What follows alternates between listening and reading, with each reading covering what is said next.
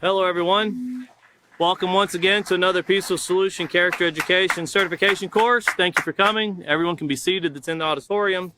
Welcome all of you once again that are watching in other countries and also around the United States via Facebook and also on www.peacefulsolution.org, which if you don't know about that, you can watch our classes live on our website. And once again, you can also listen to the classes through podcasts on many different avenues there. Most popular probably being Spreaker, but there's many that you can listen to it on. If you can't find them, please send a message to our Facebook page and they will readily get you the information you need, because these classes are being made to go worldwide. We're working on them in different languages. We have many in Spanish. If you're someone that, I know I just talked to someone the other day, they're watching these classes in English, but they say that Spanish is much better for them, so we got them set up where they could hear classes in Spanish. But all these things are readily available, a database on the internet for anyone to log on to and to watch and, and increase the knowledge of the mind and work to put these things to action in your lives. And that's what we're all trying to do, is to find a peaceful solution in every situation, and that's a daily challenge in itself.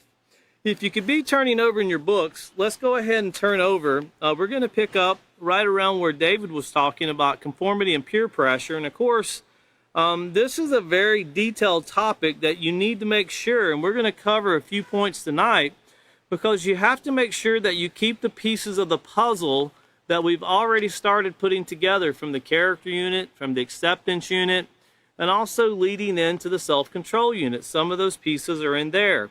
And it's important that we put these pieces together and that we line them up so we can make better decisions and we can be more readily able to, not only as ourselves, as this being a certification course of teachers, line our minds up with the information brought forth in the book, but also help our students, because this is how truly problems are solved, is when we take hold of these morals. And if you remember back to the character unit on page 8, there was a dividing line between right and wrong. And of course, making the right choice doesn't automatically give you peace, but it's the step toward creating peace. Peace isn't like when you walk in a dark room and you flip on the light switch and boom, now it's bright. It doesn't take place that fast. Why? Because there's more than one person involved. You have to work as a society, and as as Earth in general, there's numerous people, many different cultures, many different walks of life, and we can see wars going on all around us. And once again, to bring peace is going to be a challenge, but it first starts within our own lives. That's where it starts first. And if we can't bring peace in our own lives, we're not going to really succeed very much at bringing peace in someone else's or helping someone else or even society in general.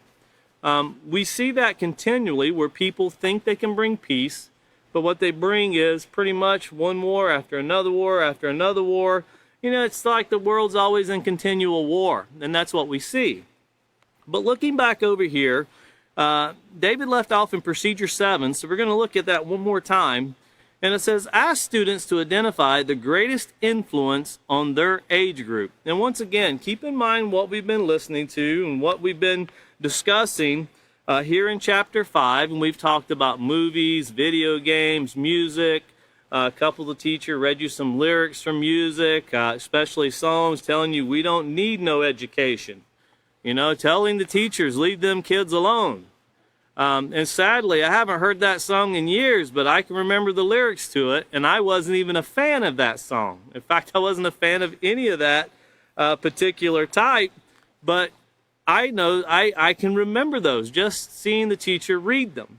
And of course, when you're telling someone to, teachers should never leave their students alone. You're there to teach and guide and lead them. And of course, that's in doing that with kindness, not by, threats or abuse as we see in some areas or some walks of life, but, leading, teaching, and guiding in kindness, being respectful, and of course, being humble as a teacher, because we as teachers are always students.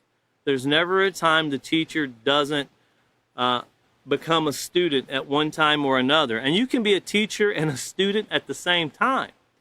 But the day that you think that, nope, all I do is teach now, no one can teach me anymore, that's when we become a detriment to society, because society is ever changing. Think about if you were someone that said 20 years ago, technology? I don't need that. Everybody's talking about the birthday of the iPhone today. 2007, it originally came out. And I've seen them discussing today on the news how there's more technology in the iPhone than there was on the rocket that landed on the moon back in the 60s. And it's readily available for everyone. And you can hold it in your hand. And you can go all around the world. I mean, I can take this phone and I can talk to anyone I want to all around the world. And they're right at the tips of my fingers. And if I can't speak their language, you can get on certain apps and it'll translate as you're speaking. And then it will translate them as they're speaking. Now, I'm not saying it's translating it very well all the time, because sometimes there can be some miscommunication. But it's far more advanced than what it was just 10 years ago or 5 years ago. So we're always learning, and it doesn't mean we like it. I'm not someone that's big on technology as far as, having all the buttons and the gadgets. I'm not too big on that, but there's a lot of people that are, and you can see them use these tools for many positive purposes, and you can see them use them for many negative purposes also. Well, what does that have to do? Well, remember, we're talking about conformity and peer pressure, and yes, technology also plays a role in that. Well, notice here it says to allow a few answers, and this is from your students. Ask them what's influencing them. And when we go into schools, I always have to ask, what is the latest, greatest song? Because I grew up in the late 80s, early 90s, and I can promise you they wouldn't have a clue to what I would say the latest, greatest song was, because it would be vintage rock now, I guess. It wouldn't be anything compared to what these students listen to today.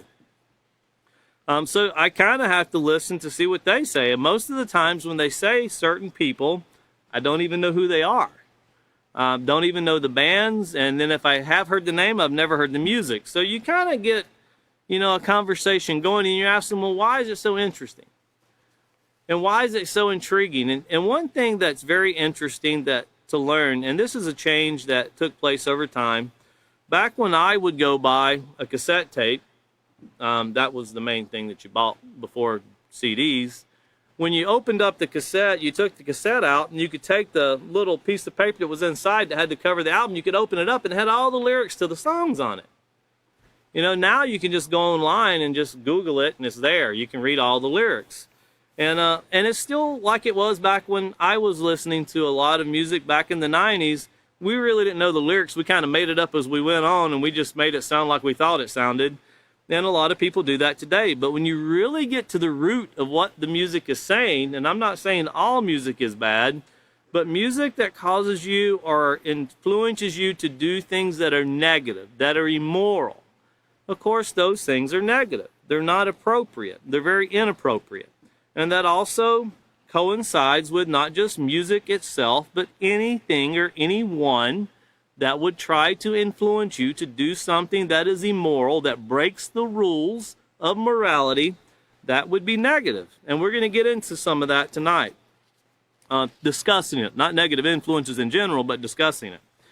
So notice it says, explain to students that because all humans have a need to belong and feel accepted by people they can identify with, their peers have the greatest influence on them. And remember, when we went all the way back to the character unit, in chapter 1, we talked about genetics. And in chapter 2, we talked about family values. And we talked about how family, especially parents or guardians, they play the most important role in a child's life in the very beginning. They're the ones that are there making decisions and creating an environment for these children to be in. And that determines what a person, even down to food, what you like and what you don't like, what you eat and what you don't eat. A lot of that is really based on what's put in front of you and what you've never had. But once again, we talk about this, the great influence that peers have on each other. Notice it said, instruct students to turn to page 130 and read the section Conformity and Peer Pressure. And we want to look at that over back on page 130 really quickly. Conformity and peer pressure. on page 130. And notice here, on page 130, once again, David covered this saying, I am not a robot. Nobody pushes my buttons. And really that's what we'd like to think, but we are influenced by people around us. And you hear people say, what's wrong with you? Oh, I'm just pushing my buttons over here. But also remember, no one makes you angry. You must choose to become angry. We haven't got to the definition of respect yet, but we're going to get there. Just remember that respect is deserved. I heard it today on the news where one of the commentators said, respect must be earned. And I thought, hey, I wonder if everybody started disrespecting her. And then when she goes, why are you doing me like this? We haven't earned it yet. But we're going to get to that. I don't want to get ahead of anything. But just keep that in your mind. Respect is deserved. Trust must be earned. Respect is deserved. Trust must be earned. But here it says to conform, notice, is to change your beliefs, attitudes, and action in order to meet a certain standard. Now, this could be, setting a standard to improve yourself. That's what the peaceful solution is.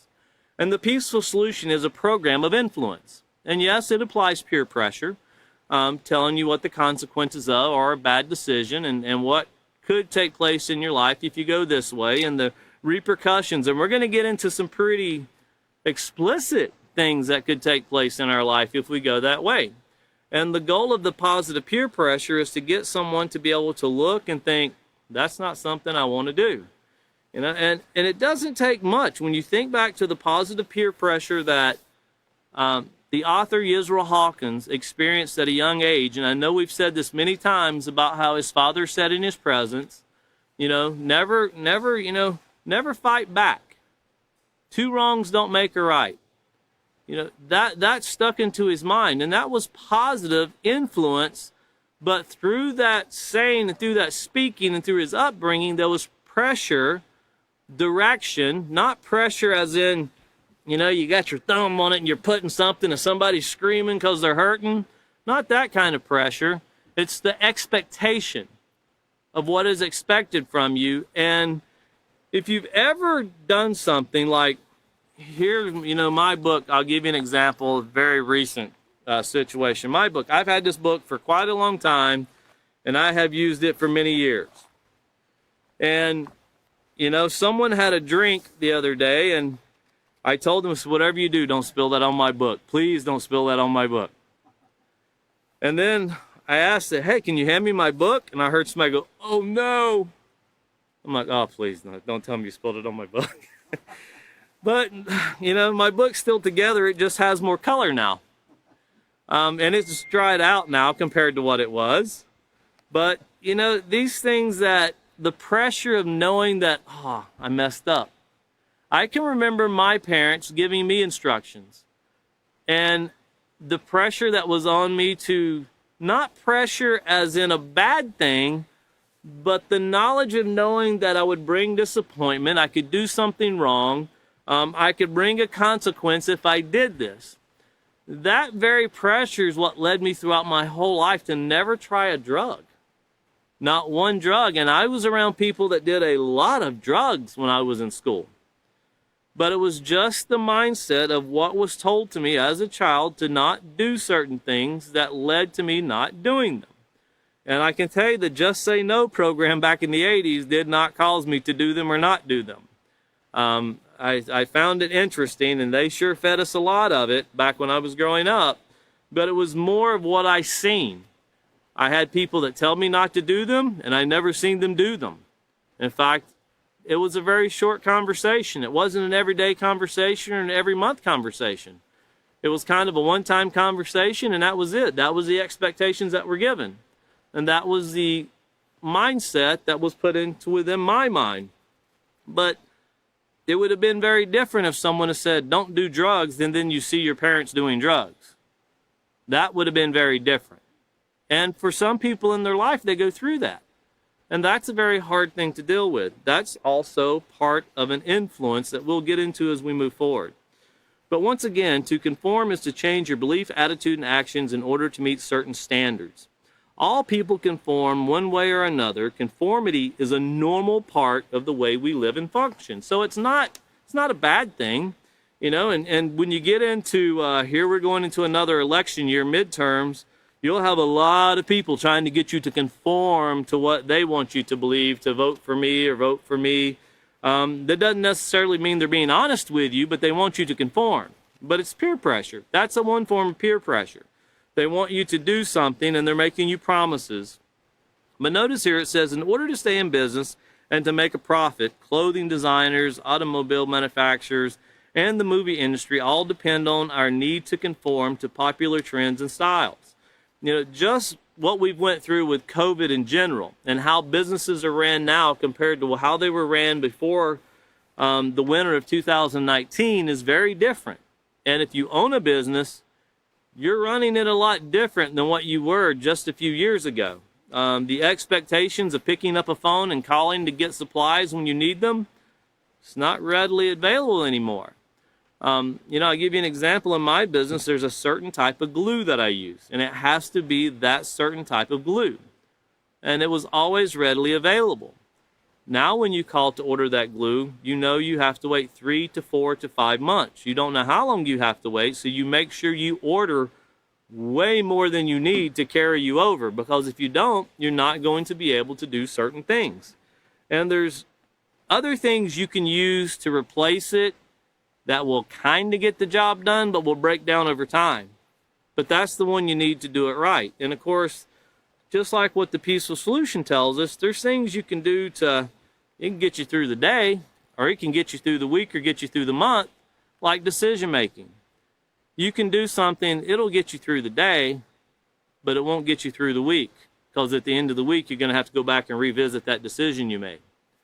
Or if you're trying to get yourself through the month, well, then you got to go back a couple months later and revisit that decision you made. It's kind of like when you're driving your car and your check engine light goes on and you realize you have two options. You can go to the mechanic and have them run a troubleshooting code test on it, or you can just take a piece of black tape and just cover it up. You know, you can't see it anymore. And I know people that do both. And I know people that have found success in both, actually.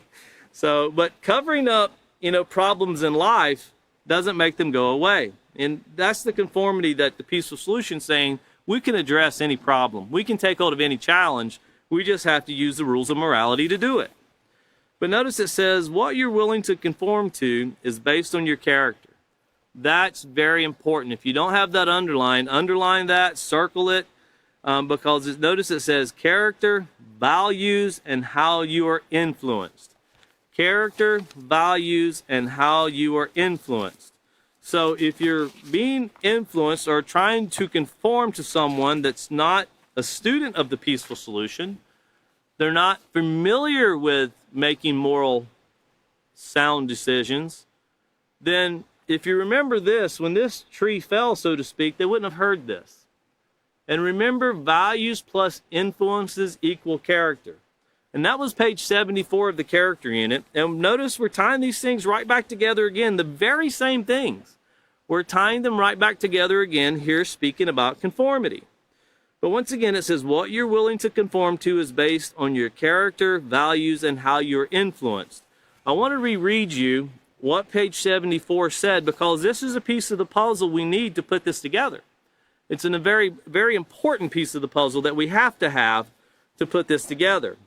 And on page 74 of the character unit, it said, being aware of what your values means, being aware of what you value means carefully considering what you are allowing yourself to be influenced by. And remember, a value on page 6 of the character unit, that's something that you deem to be important. It's important to you. And we all value different things. And there's some things that we should all value that could be of the same topic, you know, whether we want a positive or negative character, you know, whether you want to be a thief or you don't want to be stolen from. It's very important to make that choice. But continuing on, it says, for instance, someone who views a lot of violent movies and video games. Now, we're tying this back right to the same chapter, but this is a totally different book. But listen to how close these pieces of the puzzle go together. For instance, someone who views a lot of violent movies and video games and listens to songs with lyrics that depict violence will begin to value aggression as the way to solve their problems. A person who values friends above all else will be easily influenced to do things that they know are wrong just to fit in. Well, what is right and what is wrong? Remember page 8 of the character unit. What determines what is right and what is wrong? Remember, there's a fine dividing line that divides that. Remember, if it doesn't bring harm to yourself, someone else, or the environment, then it's considered to be morally acceptable. But if it can bring harm to yourself, someone else, or the environment, then we shouldn't do those things. Continuing on, it says, bad influences are proven to have negative effect on positive moral character. And remember the influences themselves. That's found on page 60. If you don't have it in your notes there, page 60 of the character unit gave you the influence. And that's something that has the ability to change the way you think, the way you feel, and the way you act. Very important, the way you think, the way you feel, and the way you act. And once again, that can be found on page 60 of the character unit. But notice it says, if you repeatedly watch violent acts of any kind, these actions are recorded in the library of your mind. Now, I want to put something in your mind so you'll understand this. People tend to blame television. You know, that's where my child got this yelling and arguing from. But yet, they themselves argue in front of their child continually, whether it be on the cell phone, with the other parent, with another child. They tend to argue. And when you do that through life, decision-making becomes an argument. And everything becomes a challenge. And we feel like before we can ever make an agreement, we have to have some kind of war first, and then we'll come to an agreement. And that's what we see in society. When you look out into countries like Russia and Ukraine and Pakistan and Israel and India and Palestine, and you start naming out in the United States and the endless number of countries with the United States, and you think, if we have all of this knowledge, we have all of this technology, why can we not make a common sense decision on how to accept each other? Why do people have to die to try to bring peace? Well, don't forget this influence and this conformity, because there are many people that think that one more war will fix it all. Just one more war, that's going to fix it. But we've been through that, just one more war, and it's never fixed anything. It's never solved a problem, and it never will. But continuing on here, once again, this is page 74 of the character unit. It says, if you repeatedly watch violent acts of any kind, or they're put in front of you, these actions are recorded in the library of your mind. Later, even after many years, these can come back in instant replay, and you can find yourself doing the very things seen long ago. In other words, they taught us. This is what we draw back on in making decisions or solving problems. Instead of actually getting to the root of the problem, we just start all-out wars. And this is where we're pulling back from what was put in our database. And unless we, just like a computer, clean those viruses out and re-upload something positive, there's no way to make a decision that's going to be beneficial. That's something we have to do. And that's what we're trying to do as a society, because we all need improvement. There's not one person on the face of this earth that doesn't need improvement. But once again, it says, are you beginning to see that it is important to pay attention and to be steadfast in maintaining your true values, making adjustments to their levels of importance in order to focus on and developing moral character traits within yourself? We are all bombarded with negative influences every day. Some things we have control over and some we don't. It's up to you to make sure that we are allowing positive influences in and rejecting and keeping out the negative ones. Do you know the expression, garbage in, garbage out? Well, let's say positive influences in makes moral character come out. But once again, these values and these influences, they determine whether our character is positive or negative. And how do we evaluate ourselves? How do we evaluate what we're conforming to? Well, we'll get into that as we move forward. But back over to page 130, there's still some other sections we want to pull out from some other books that we've covered so far, because they help tie these pieces of the puzzle together. But back on page 130 of the self-control unit, in the paragraph, it starts out with peer pressure. It says peer pressure is one type of influence that plays an important role in what you will conform to. So once again, what is peer pressure? Well, it's a type of influence. It's something that has the ability to change the way you think, the way you feel, and the way you act. And this peer pressure, of course, it's applied by those who are around you. And don't forget chapter 4 of the acceptance unit, where we went over the stages of what it means to choose a true friend. A real friend, someone who you can look at and confide in and know that they're not going to try to influence me to do anything that's negative. And remember, there were 4 steps there, and we went through them in detail, but you can go back through once again and read through that. You can even go back and replay the classes where there was a lot of time put into those, explaining and rehearsing to help bring us back up to what we're speaking about right now. But notice it says it has a major effect on your character. If you don't think that you are influenced by your peers, then consider the following scenario. And notice here, and David covered this, it says you're hanging out with your friends after school. Let's go to the mall, one of them says. Everyone except you immediately says yes. You really want to go home, but instead of speaking up, you agree to go to the mall because you don't want to feel left out. Now, with that in mind, think about it. Did anyone make a choice that's going to bring harm to themselves, someone else, or the environment by going to the mall? As of this point right here, everything is okay. But continuing on, it says, when you get to the mall, your friends decide they want to see a movie. You, on the other hand, want to visit the bookstore. So you can see here that one person wants to be entertained, or a group of people want to be entertained, and one person most likely is more interested in education, wanting to go to a bookstore. I don't know many people that go to the bookstore that wants entertainment, unless they're into reading books that provide that source of entertainment. Most people that watch movies just want to watch it. But notice it says, you, on the other hand, want to visit the bookstore, but since nobody else wants to go to the bookstore, you decide to go to the movies rather than have everyone else hassle you because of your preference. Now, this is a form of peer pressure, but this is not the peer pressure where you're talking about something that affects your life or can cost you your life. And we're going to get into those things that can. By the end of this class, and also the first of the next class, we're going to talk about some very serious things that can affect you and change you and destroy what could have been a full life for anyone, whether you're young or they can actually end life prematurely for anyone, no matter how old you are. But continuing on, it says, if you've ever had a similar experience, then you're well acquainted with what it feels like to put aside your own likes and dislikes in order to be part of a group. Now, notice here, this likes and dislikes, it wasn't positive or negative character. It's just what they wanted to do. You're talking more about personality than you are character in what the scenario we've just read. But we're going to get to the parts where we talk about character also.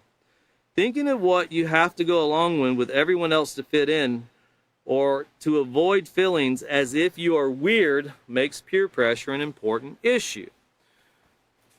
So with that in mind, I want you to turn over, and of course we skipped over the Promise Me, but you can, if you get our books on PDF, that is embedded into the PDF book.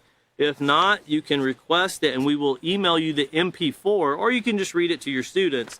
But it's about a young man named Will, how he got off with the wrong group and he started making some negative choices that caused him to get in trouble. When I say negative choices, he didn't go to the bookstore or to the movies or to the mall. He was doing things that could get him into legal trouble. He was doing things that could actually harm his life in general. Now, I'm not saying going to the mall can't harm you, but if you go to the mall and you're keeping the rules, you're not stealing, you're not doing something that's negative, you're pretty much, it's no different, going to the mall is no different than going to the store, any store, if you're keeping the rules. But with this in mind, looking over here at page 138, and once again, we're still in Procedure 8 here. We're still in, we're going to Procedure 8. So turn over to page 138, and then hold your finger there, because we're going to go back and read the procedure. So 138, and then turn back over to LP5E. LP5E, and it says, tell students that just like other influences, peer pressure can be both positive and negative. So once again, this pressure that's being applied from our peers, it can either help us keep the rules or help us break the rules. But we're the one that controls which way we go with this. It says, have students turn over to page 138 and read the section, there are two sides to every coin. Emphasize that risk-taking behavior is a result of lack of self-control. Instruct students to turn to section entitled, Be Your Own Person, also found on page 144. So obviously, procedure 8 here is going to go from 138 to 144. So here back on page 138, you see that peer pressure can influence you in both positive and negative ways. How you are influenced depends upon two things, and it's important to circle those things or underline them however you want to do it so you can remember.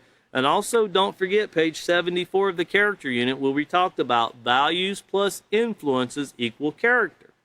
Because notice your character and your values, that's one of the things that these influences depend upon. And then the character and values of the people you choose to be around. So the value and the character of the people you choose to be around. Now, with that in mind, I want to read to you another section here. And these are things that we've already covered. And this, of course, is page 70. Page 70 from the character unit. It's called Peer Power. And it says, as you get older, and of course we're all getting older, every day we're getting older, you rely on your friends more for companionship and acceptance. It's nice to be around others who are fun and share similar interests and personality traits as you. Having friends is great, but friends can also influence you or influence each other in a negative way. Here's the problem. If your friends accentuate the negative and not the positive traits in their character and encourage you to do the same, they are influencing you in a negative way. This is called negative peer pressure. Negative peer pressure can come in different forms. And at the very bottom of the page it says, the power of peers to influence the way we think and act should not be underestimated. Why? Why should we not underestimate it? Well, we'll talk some more and we'll go back through some things we've already covered. Well, you can be influenced to make a decision or do something and not even realize it until the consequence or the repercussions of your decision is setting before you. And then you realize, uh-oh. And remember, we covered hindsight is 20/20 also. We can learn from bad choices. We can learn from mistakes.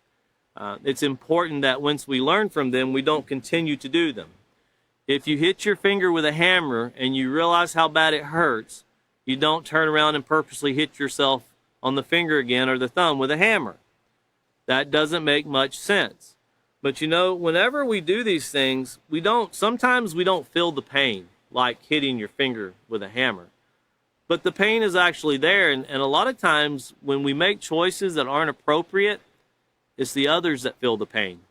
And we think since we're not hurting, it's not mentally affecting us, everything's okay. Water off a duck's back.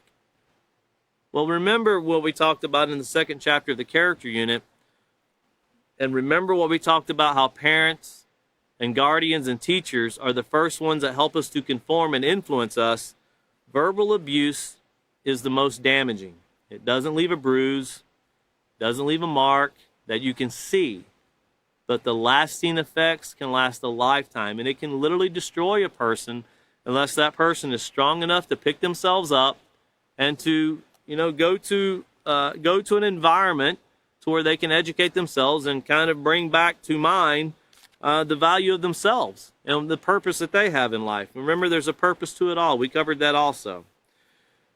But once again, it says, so ask yourself, how can negative peer pressure affect your character? And decide in advance what you will say when approached with any negative request. Well, what is a negative request? A negative request is something that would cause you to bring harm to yourself, someone else, or the environment. That's what a negative request is.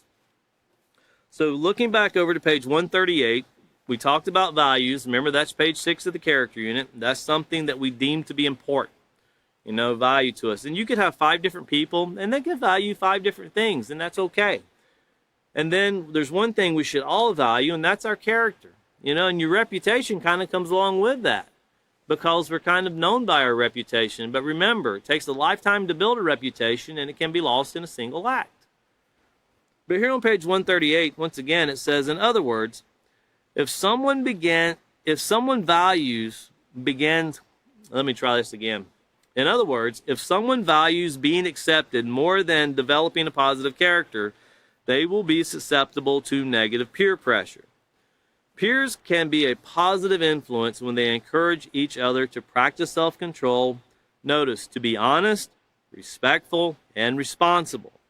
There are many ways you and your peers can influence each other to do positive things.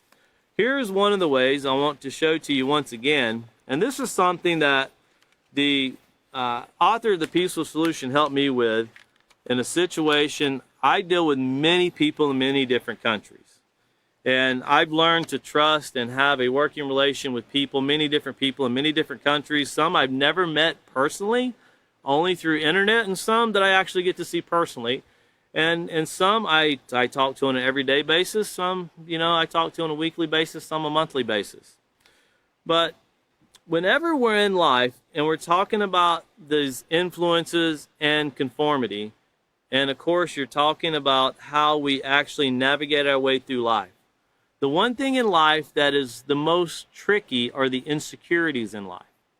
The things we're pretty much set on and the things we know, we feel pretty comfortable with. But the things that we're not too familiar with, they bring insecurities. And I want you to write down page 62 and go back and reread this. If you're not familiar with it, you can go back. It's in the self-control unit. It's called Jumping to Conclusions. You can turn over to page 62 in your book if you have it. Because this has a lot to do with influences and the way we view things. And I can tell you, the situation I was in, I was dealing with a situation in a country, and everything was looking a certain way. And it was looking very negative. And the more a person talked to me, the more that I thought, wow, the more I just didn't believe it. I thought, there's no way all of these things can be, it's possible they could be true, but it just didn't seem like because they were kind of drastic. There were a lot of drama tied into this stuff. And I thought, well, I'll believe it until it's proven wrong. And then I actually, deep down inside, I didn't believe them. I actually thought it was wrong. And one time, I was on my way. I went to a country with someone who I deal with every day, who I have a working relationship with. And I thought, I'll swing by and I'll check on this person. They had no idea I was even in the country. And I swung by and I checked in on the person, and lo and behold, everything they told me was true. And I'm sitting there and I have a very hard time believing it, even though I'm seeing it. And I thought, how bad would it have been if I had voiced my disbelief in what they had told me? Because I really didn't believe them. But yet everything they told me was true.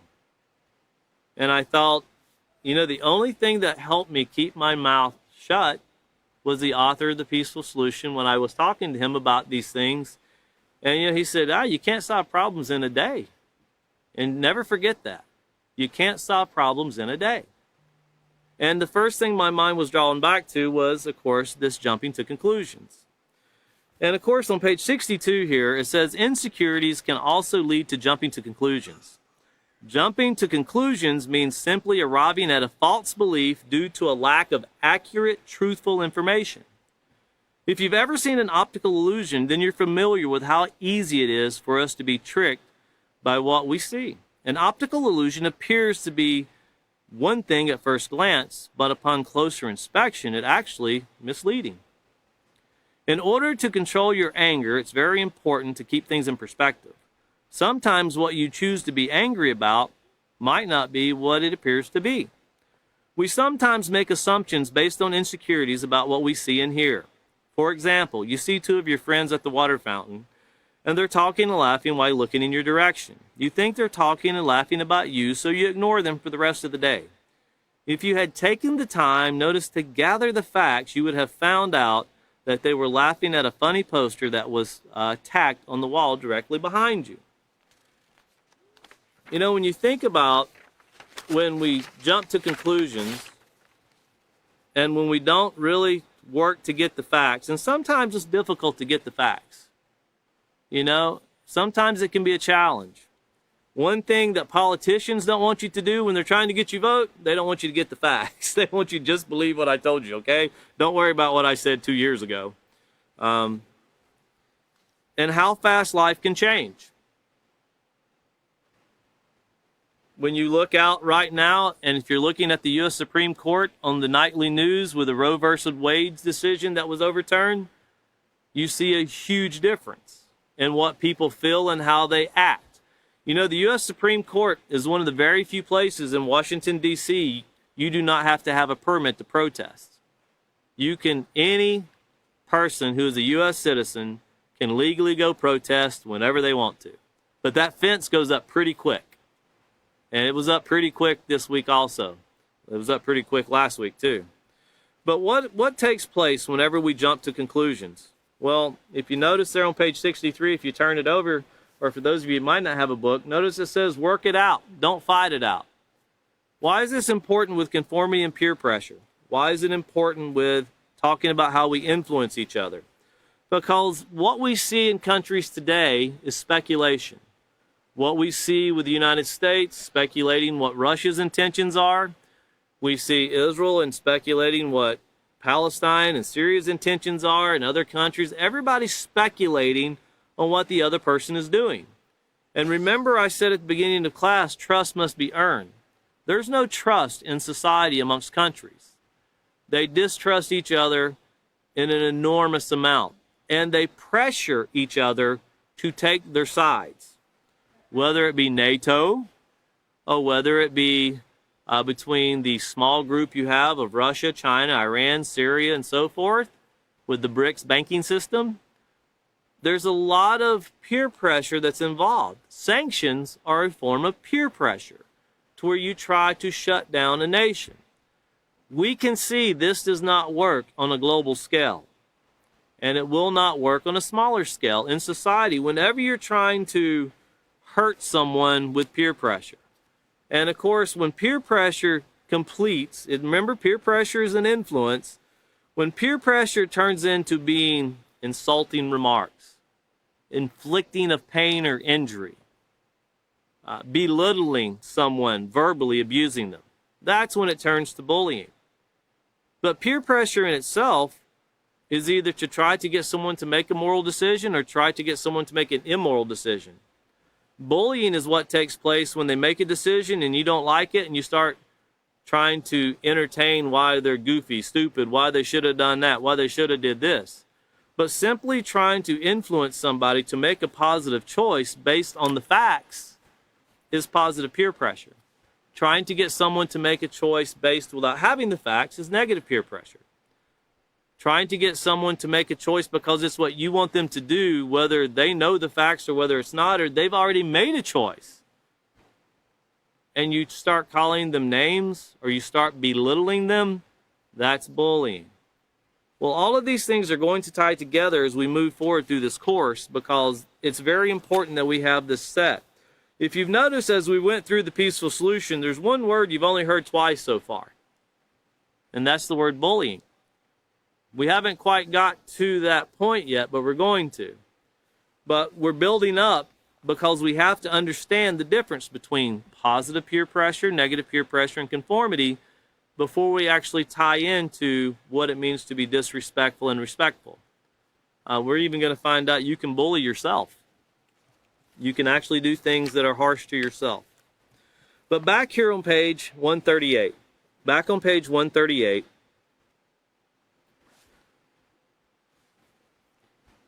Here in the second paragraph, it starts out, peers can be a positive influence when they encourage each other to practice self-control, and once again, to be honest, respectful, and responsible. There are many ways you and your peers can influence each other to do positive things. And, you know, in that, when we were in chapter 7, and there's so many, when you're doing these classes and when you're putting notes down, and you're trying to take all these pieces to the puzzle and put them together, it's important that we take each and everything that we're given because it all ties together so well. It actually builds in our mind why we're responsible for what we do. And we can't blame anyone else for what we do, But with our choices, we can make a huge difference in society. And I want you to write this down here, page 132, and this was from the acceptance unit. Page 132 of the acceptance unit and 133. Because once again, it was entitled, Influences Are Everywhere. And you see the radio for the music, you see the TV there for the violence. And I want to read you a few pieces out of this before we move forward, because once again, there's two sides to every coin. And it says, an influence is anything that affects the way we think, our interactions with others, and the choices we make. So now you see the definition of influence is a little bit different than the character unit, but it still ties together. Why? Because we're adding more things to it. And it also continuing here in the very bottom, it says, we are also influenced by movies, songs, the internet, magazines, books, friends, and family. That's what we're getting into detail with right here in this chapter, just to name a few. Some of these influences are clearly negative, some are clearly positive. Others are a combination of both. Regardless of what form they come in, it's up to you. Notice it's up to you, not someone else. It's up to you, us, and this is done through education, learning what's right and wrong. It's up to you to determine how these influences affect you, your ability to make positive choices, and the bearing they will have on your future. Well, why is that so important? Well, there's one word here that we all are going to have to learn to accept and make it a part of our life. And on page 133 of the acceptance unit, it's called Know the Difference.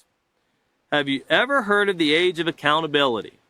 And if you don't have that word written down, write down accountability, because that's what we're getting to.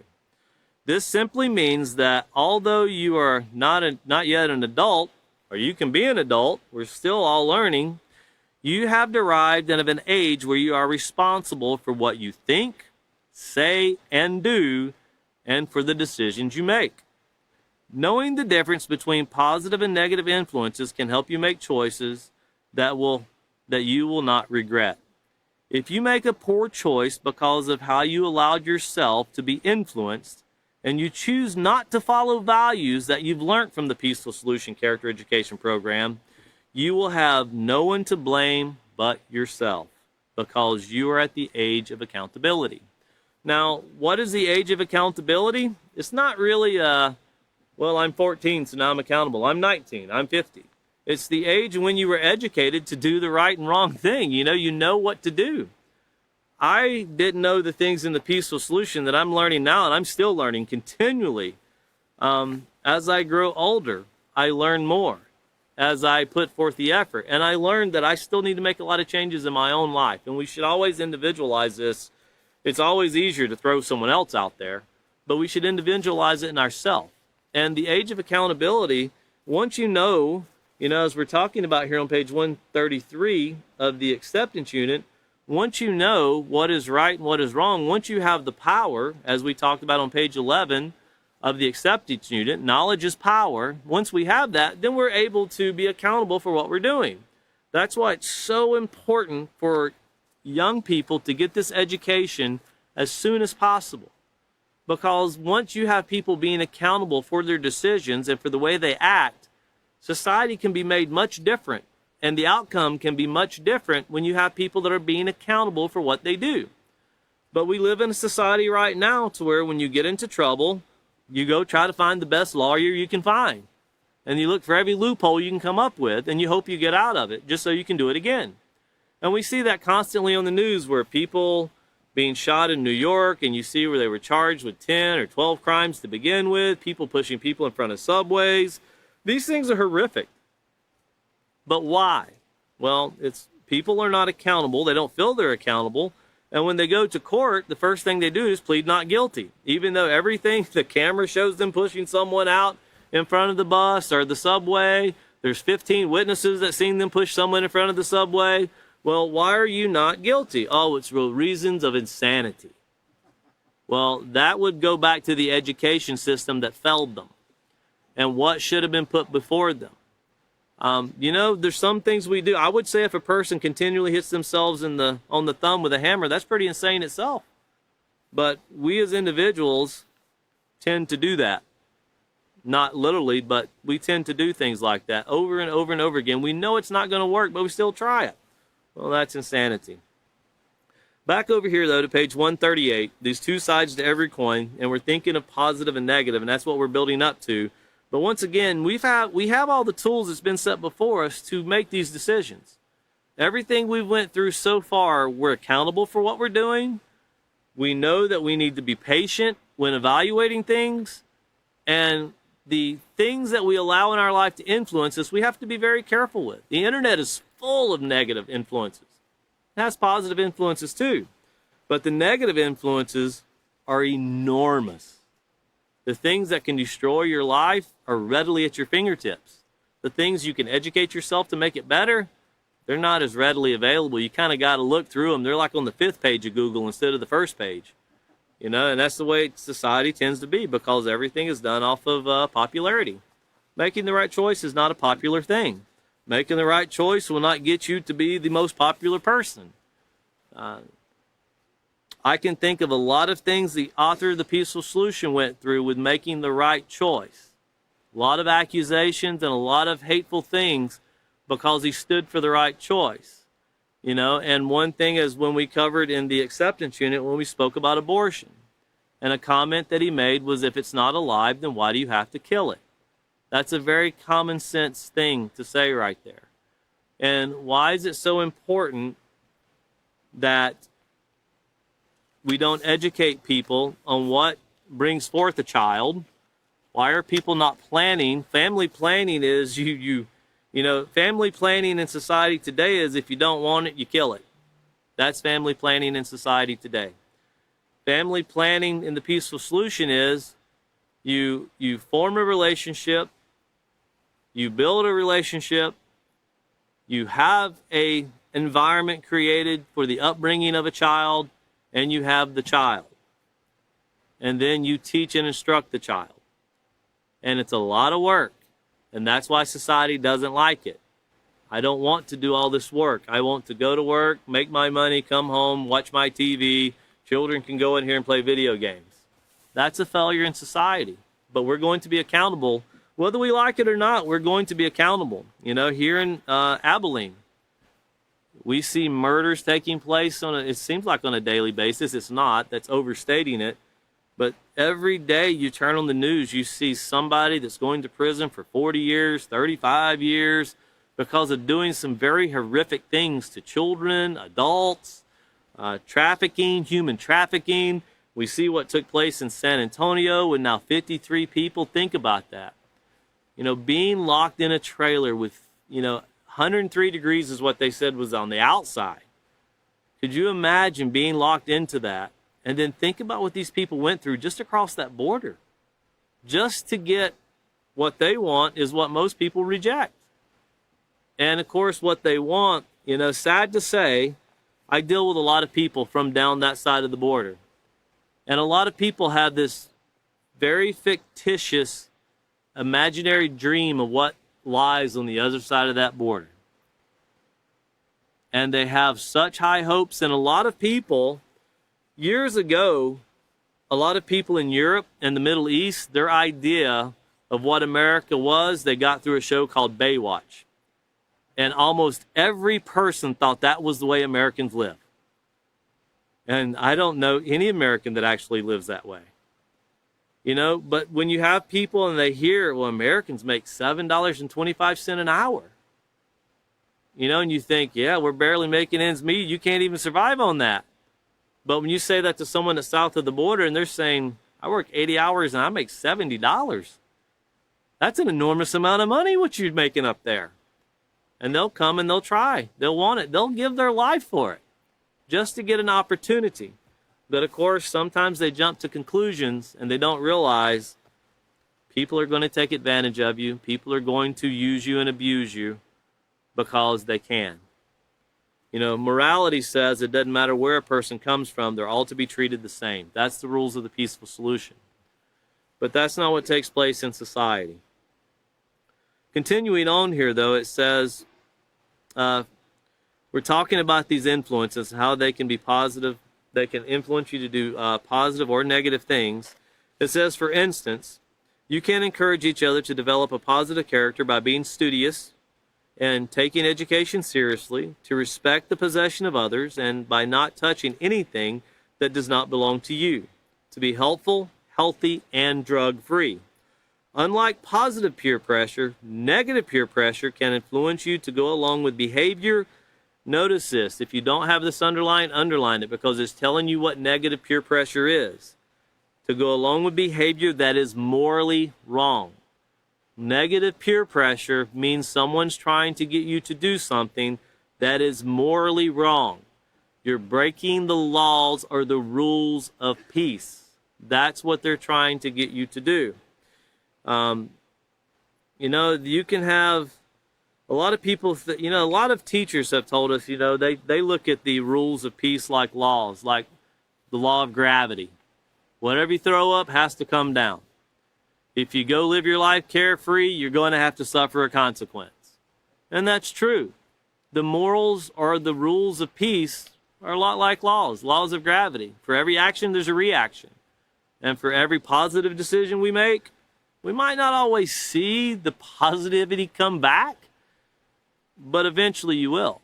And for every negative decision we make, we'll eventually see that come back too. So we have to be careful of what we do and how we do it. But continuing on here, it says, often negative peer pressure takes the form of what is commonly known as risk-taking behavior. And some of the common forms of risk-taking behavior we see, it includes premarital sex, promiscuity. This is people going out and just hooking up. Just wanting to hook up, and I just needed you for a night and I'm moving on. Then you might think that, children, teenagers aren't doing that stuff. Go down to your local health clinic and talk to your provider and see how many STDs are in your community if you think this is not a problem. There's things that if you'll go to the local health community in Abilene, and I don't want to really go into much detail other than if you talk to them in person, they will tell you a lot differently the things that there are going on than they will across someone sticking a microphone in their face and asking them a question for live TV. They'll tell you how really bad it can be. And I'll give you another example. When you have people on the other side, and this is how negative conformity can destroy lives. One time I went across the border going into Mexico, and I went out the back gate of the checkpoint. When I went out the back gate, in one block I noticed a lot of dental offices. That's where people go for dental. Americans go there. So they're really right close to the border. Then I noticed there were like nightclubs, and I noticed a huge group of people. And then the next block, I noticed another huge group of people. And then I realized, the first one were girls. These are boys. I thought, why are the groups of people separated? And as I was working in that city, I talked to someone that was public relations for the police department. And I was telling them about it, and they said, let's go back up there. So we drove back up there, and this person's been in that community for many years. They're about 60 years old. And went back up, and I said, this is the first group of people right here. And they said, those are prostitutes. I said, but they're like 16, 17, or 18 years old. Yeah, they're prostitutes. They come here because the Americans will come across, and they'll pay them $50 for a night. They can make more in 2 nights or 2 hours than they can make working 70 hours over here at the industrial factories. And I said, but they're destroying their lives. She said, yeah, I know all those girls. They all have STDs. And every American that comes down here, whether they know it or not, they're going to leave with an STD because they all have them. And they all have regrets too. They all have a lot of regrets. But she said, that's the way of life here. I said, okay, then what's the next block? She said, those are male prostitutes. People come down here for $50 a night. And she said, I know all of them. They all have STDs. Why did they do it? Because it's easy money. The easy money influences them to the negative conformity. And sadly, it's the people that go down there that take advantage of these people. Just for money.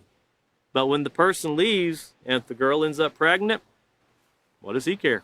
She probably wouldn't even know whose it is anyway. And then think about what they bring back. What they bring back to the family here. When you think about how we treat people, and then you see here the use of illegal drugs, are the trafficking of illegal drugs. You know, we've dealt a lot in Laredo, where we have a teacher that was there for many years. And we heard many stories of how the cartel would use 13-year-olds to traffic drugs. They were making $100 a day, man. They thought they were living a high life. And they were trafficking drugs. And by the time they're 16, they're already in jail. It's done. And then you see underage drinking. Underage drinking. We're going to stop at that point right here. But please take all the things we've covered tonight, put them together. Because as we move forward through this negative peer pressure and discussing it, and we're going to get into some pretty horrific things that tie into drugs and alcohol and other very, I would say, bizarre things that can take place in a person's life. Please remember that with the education we've received, we should be accountable for what's going on, and we should be able to make better choices.